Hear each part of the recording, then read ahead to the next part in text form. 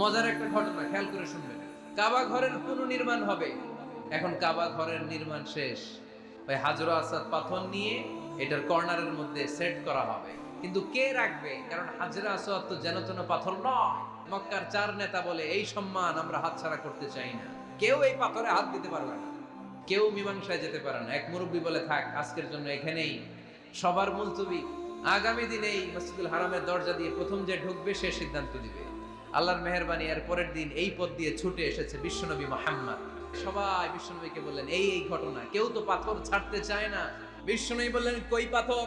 জান্নাতারে বললেন ও জান্নাতা, কাপড়ের 4 কর্নারে তোমরা ধরো। বিশ্বনবী নিজ হাতে পাথরটা নিয়ে কাপড়ের মাঝখানে রেখে দিলেন। এবার বিশ্বনবী আগে আগে যায়, কাবার কাছে যে বিশ্বনবী আবার নিজ হাতে পাথরটা তুললেন, আবার নিজ হাতে কাবার ভেতরে রেখে দিলেন। পড়েন সুবহানাল্লাহ।